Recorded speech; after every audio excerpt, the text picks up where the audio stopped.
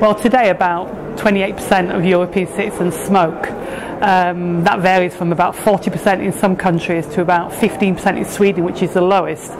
The average is about 25%. But the biggest worry for me is that more young people smoke than adults in the European Union. And we know that children, not adults, start smoking. Most people start smoking before they're 18 and a lot before the 15th birthday.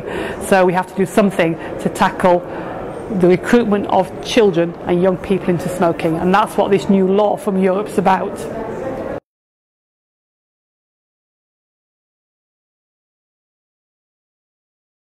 Because for the industry, that's how they sell their products. I mean, look at this product, for example.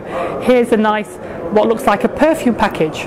That's actually a pack of cigarettes. And we know from the tobacco companies themselves, it's designed to attract young women. But we know it's children, young girls who are buying these. So this kind of packaging we think should go.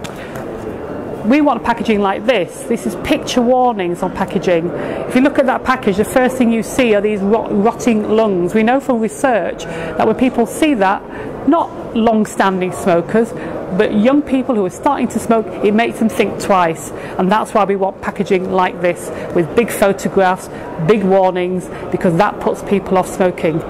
The tobacco industry says it has no impact, then why have they employed 70-odd new lobbyists to lobby the European Parliament if they think it doesn't have an impact?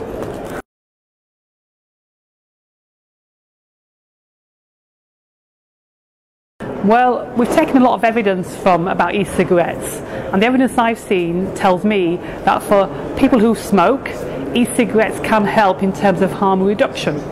So I don't want to see e-cigarettes disappear from the market, so I want them to be available for smokers.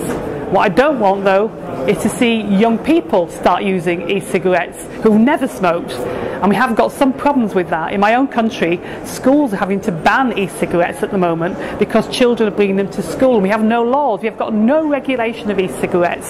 So what I want is a regulatory framework.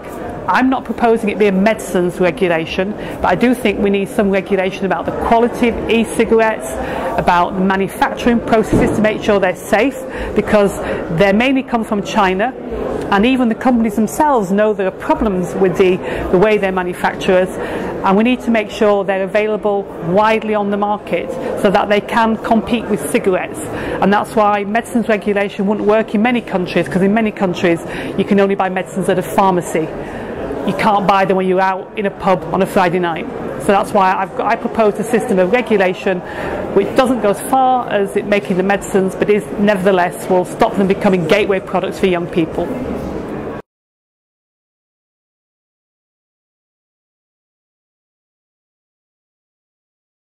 Well, the WHO's Framework Convention is a really, really important convention.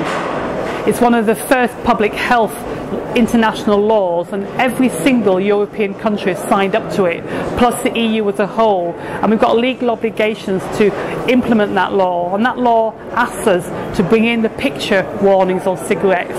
It asks us to tackle young people and smoking.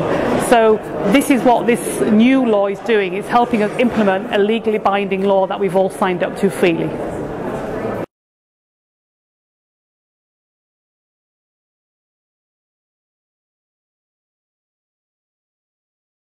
Well, in the United States, they do have a pre-authorization system for all new tobacco products. That's managed in the US by the FDA, the Food and Drugs Administration.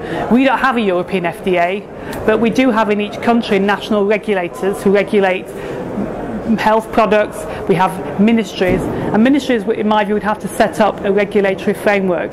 It seems a little bit strange to me that we would allow tobacco companies to place new products on the market, and then we try and catch up and find out what was in them after the event. We don't allow medical devices on the market like that. In fact, we're going to tighten up the laws on medical devices. Tobacco products are harmful, they kill people, and in my view, governments should be able to see what the tobacco companies are putting on the market before they do it and regulate them accordingly.